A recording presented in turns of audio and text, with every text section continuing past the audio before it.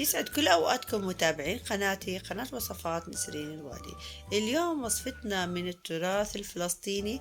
راح نعمل المسخن، راح نعمله بأطيب طريقة ممكن تاكلوا فيه المسخن، طبعا مع المحافظة على نكهة المسخن التقليدية.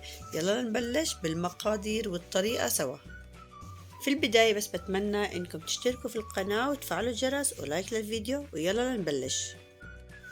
اول اشي راح نسلق الدجاج بالطريقة التقليدية، وانا هون استخدمت افخاذ الدجاج، ممكن نستخدم الدجاجة كاملة. راح نسلقها يعني مع بصلة، مع هيل، مع ورق غار، يعني بالطريقة التقليدية يلي بنسلق فيها الدجاج. هلا هون البصل انا قطعت حوالي 12 بصلة لست ترغفة من خبز التنور.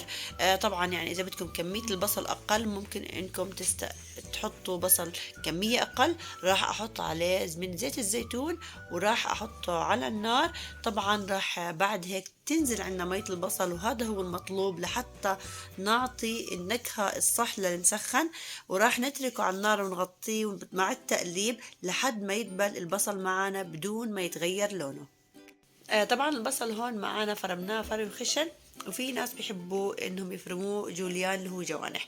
بعد هيك طبعا راح اصفي البصل من الزيت، وراح احط عليه ملح وفلفل اسمر وسماق فقط، ما بنحط عليه اي نوع من البهارات، بس كمية السماق لازم تكون كمية وفيرة، وراح نقلبهم سوا لحتى يتجانسوا.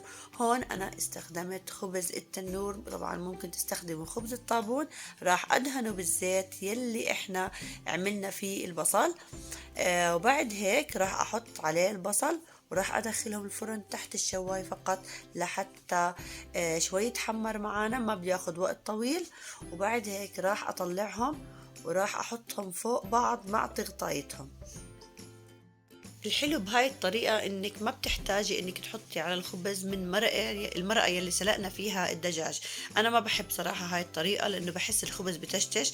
هذه الطريقة الحلو فيها انه هذا مش زيت انت بس عم بتحطي على البصل، هذا عبارة عن زيت ومية البصل، فبيعطي نكهة كتير طيبة للخبز، وبنفس الوقت ما بيبس معانا وبضل في طراوة، وبيعطي نكهة جدا غنية.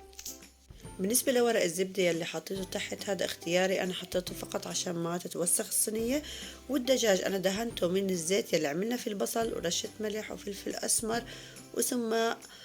طبعا هذا قبل ما ندخله الفرن، وبعد هيك بنحطه تحت الشواية لحتى يتحمر معنا. وهيك بعد ما جهزت أكلتنا، يعني شوفوا لي هالمنظر ما أروع وما أفخمه بصراحة. مو بس المنظر فخم، والطعم كمان جدا فخم. طبعا المسخن من الأكلات التراثية المحبوب كتير، وما بتكمل أكلتنا إلا مع سلطة الخيار باللبن. يعني لازم إذا المسخن موجود هاي السلطة إنها تنعمل. إذا عجبتكم الوصفة لا تنسوني في البداية من صالح دعائكم، وبتمنى تشتركوا في القناة وتفعلوا الجرس ولايك للفيديو. وشكرا لكم ولحسن متابعتكم.